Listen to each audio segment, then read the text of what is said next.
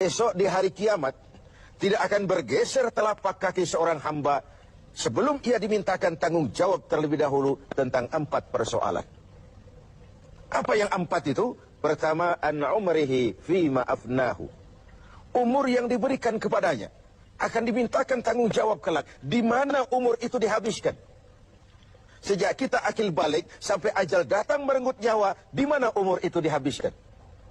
Kita sering main-main, padahal waktu berjalan terus. Kita sering lalai dan lupa, padahal malaikat maut tidak pernah lalai dan lupa. Seorang Nabi Yakub alaihissalam, seketika akan ajal, beliau menanyakan, kalau saya ajal kenapa tidak diberitahu lebih dahulu? Kata malaikat maut, sudah diberitahu. Loh, bagaimana caranya diberitahu? Perubahan yang terjadi pada fisik kita adalah pemberitahuan. Uban yang bertabur, mata yang mulai lamur, pendengaran yang mulai kabur, itu semua pemberitahuan agar kita mawas diri. Umur akan dimintakan pertanggungan jawab. Di mana umur itu dihabiskan? Waktu hidup itu singkat betul, namun waktu yang singkat akan terasa ada manfaatnya kalau kita bisa memanfaatkannya dengan yang sebaik-baiknya. Apalah umur panjang kalau cuma untuk menimbun dosa dan kesalahan. Lebih baik umur yang panjang tapi untuk mengkoleksi berbagai kebajikan. Inilah makna ucapan Nabi, khairukum man tala umruhu wa hasuna amal. Yang terbaik di antara kamu orang yang panjang umurnya dan banyak juga kebaikannya. Umur ini yang sering kita berleha-leha menghabiskannya untuk sesuatu yang tidak punya nilai, kelak akan dimintakan tanggung jawab di hadapan Allah Azza wa Jalla. Lalu yang kedua, wa an syababihi fima ablahu. Masa muda, pernah diberikan umur muda. Di mana dihabiskan umur muda itu? Hura-hura atau untuk sesuatu yang bermanfaat? Dahulu ada seorang selebritis lah kalau zaman kita sekarang. Namanya Malik bin Dinar. Namanya saja sudah Malik bin Dinar, Raja bin Uam. Hidupnya jet set. Satu malam dia mengadakan pesta di rumah mewahnya. Datang seorang pengemis, bertanya kepada penjaga pintu, siapa yang punya rumah ini? Bos saya. Iya, Malik bin Dinar. Oh, orang kaya? Orang kaya.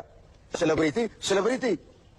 Dia hamba apa orang merdeka? Dia orang merdeka. Kalau hamba bagaimana bisa pesta sehebat ini?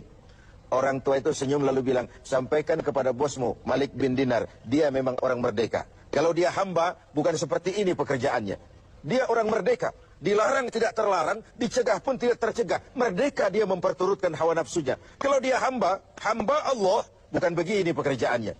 Menghabiskan waktu untuk pesta, hura-hura, sesuatu yang tidak ada gunanya. Ini disampaikan kepada Malik bin Dinar, dia tercenung mendengar orang tua yang misterius itu. Malamnya dia bermimpi kiamat datang. Dia masukkan ke dalam neraka. Karena itulah lalu dia bertobat dan kemudian menjadi ahli sufi yang terkenal, Malik bin Dinar.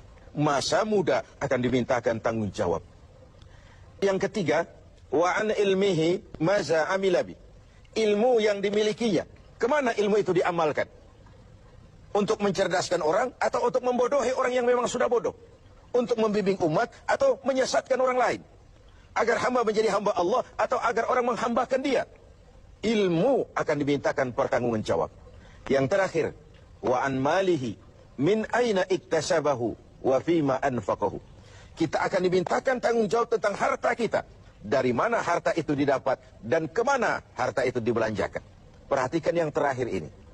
Tentang ilmu, pertanyaan akhirat cuma satu. Ilmumu kau amalkan untuk apa? Tentang umur, pertanyaan akhirat pun satu. Umurmu kau habiskan di mana? Tentang masa muda, pertanyaan akhirat juga satu. Masa mudamu kau gunakan buat apa?